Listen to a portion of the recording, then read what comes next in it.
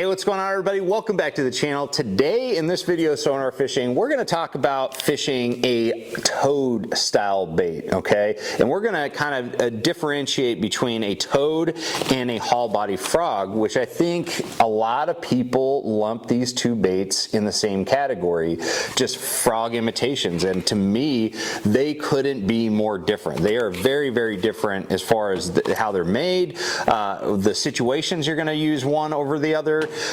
So I just kind of wanted to share with you guys my thoughts on these two baits. So hollow body frog, obviously the name implies that it is a hollow structure, so it's made of rubber. Inside it's pretty much open. Some have rattles, some have, you know, belly weights. This right here is the Z-Man Leapfrogs. It's got a nice keel belly to it. It's got a double hook setup, so you've got those big strong hooks on the back, and when the frog compresses, when the fish eats it, those hooks are really exposed and they get good hooking percentages.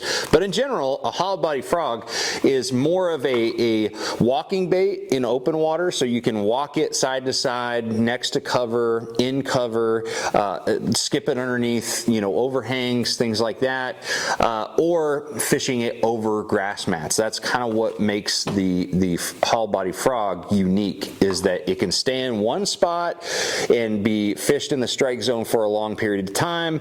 It can be fish fast too, but it can also be used on heavy grass mats, which is something that you're not going to be able to do very effectively with a toad as much as a frog. You can do it, but a frog you can actually, you know, customize to have more weight and compress on that mat a little bit more. There's a lot of things you could do with the frog that makes it a better choice for fishing dense grass mats.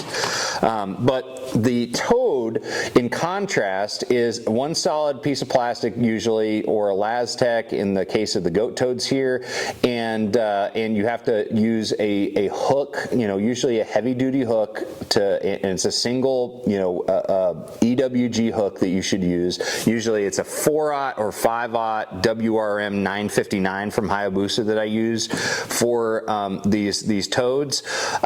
You Texas rig it.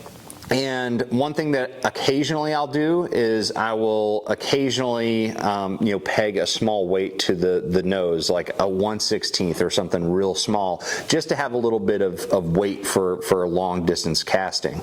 But in general, with a toad, you're going to just be casting it out, reeling it back. It's going to have these little, feet that create the commotion on the surface, creates a bubble trail.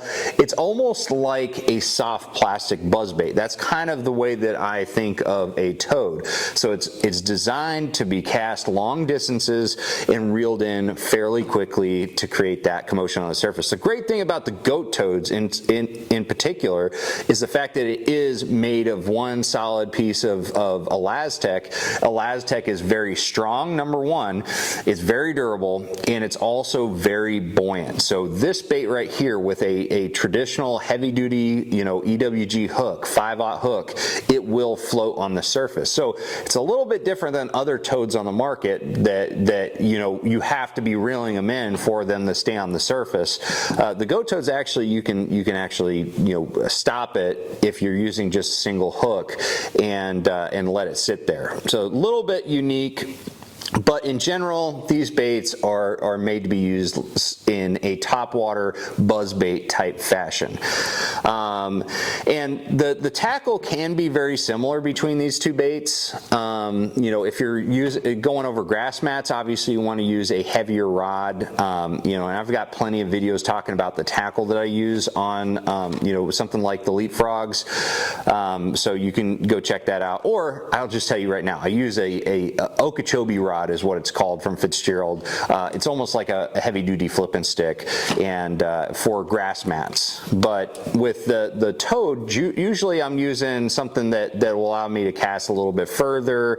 Like a 7/6 medium heavy Versa series rod is actually my favorite rod for throwing a toad, because it has a lot of backbone, but it also has a soft enough flexible tip to it to allow me to make longer casts, because this is a bait that can be, you know, a little bit more prone to making shorter casts if you don't have a good rod to be able to load up and sling it out there.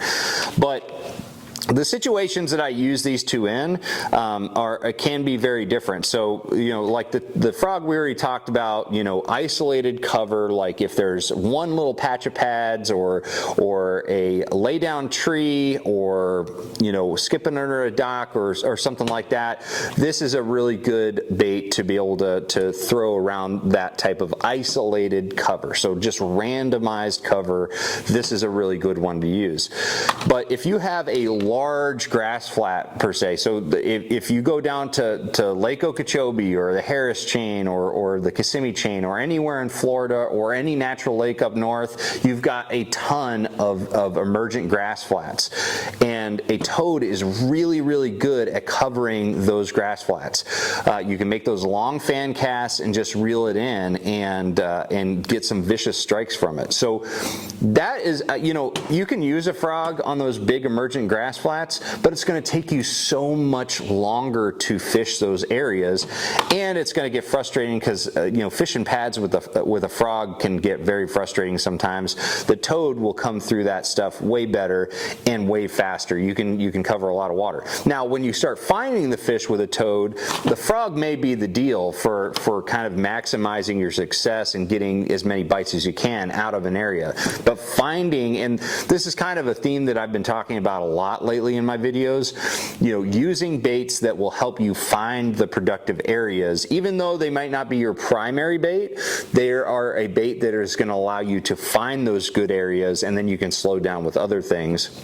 The toad is definitely one of those that is going to help you break down large expanses of grass flats much faster. Now, another scenario that I like to use a toad is you know, anytime that I would like to use a buzzbait, like 4 to 5 degreeing or paralleling a bank and just making long casts on a bank with the trolling motor on high, you know, that's kind of a classic way to fish a buzzbait. Just covering water, you know, paralleling a bank and casting to, you know, random cover that's popping off the shoreline. A toad does a really good job with that scenario too, and it's just something that's a little bit different. Usually people, when it's just open water, you know, there's not a whole lot of vegetation on the shoreline, people are going to reach for a buzzbait. But a lot of times giving them something a little bit different but kind of accomplishing the same goal with a toad is a really good option. So that's something that I'll do a lot of times, is if I feel like a lot of people are throwing a buzzbait down banks, I'll pick up a toad. It's a little bit more subtle, it's a little less in their face, less noisy, but it still creates that bubble trail and that spitting action that gets those strikes. So the toad is really good for those big expanses of grass flats, when you're trying to really break down those areas, and then also those banks where you're 45 degreeing or paralleling and just trying to cover water like you would with a buzzbait. All great scenarios.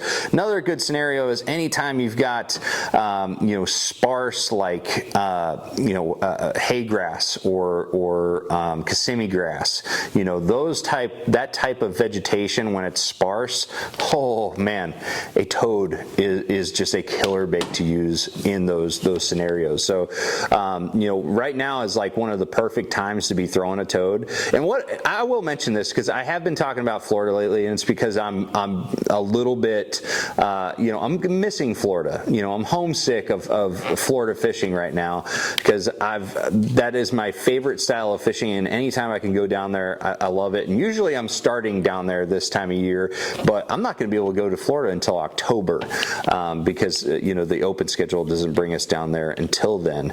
But Florida, it was really surprising when I moved down to Florida how ineffective a haul body frog was compared to a toad bait. It seemed like I catch like 10 to 1 on a toad bait versus a haul body frog. And I think it's just because the toad is just so effective at covering large emergent grass flats, and the frog can be very good at it. But I think that getting that major reaction strike is a big deal for the toad. The thing about the toad versus the frog is, and I already touched up on it a little bit, is the fact that the frog can stay in the strike zone longer, but that allows the fish sometimes to inspect the bait longer. And one of the things that you need to kind of figure out is okay, if I'm able to get a bait in the strike zone, would it be better to stay in the strike zone longer, or to just work that bait through the strike zone very fast and force that fish to make a split-second decision?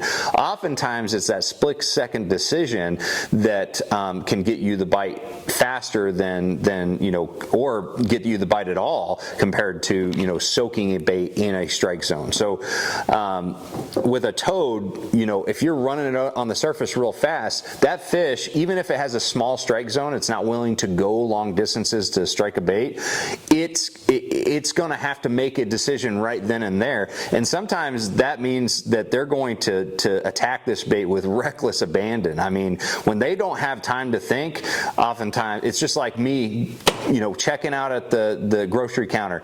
I've got to just grab that candy bar, because I'm moving through. Same thing with this. You don't have time to make a decision, and so they just end up reacting to it because of that.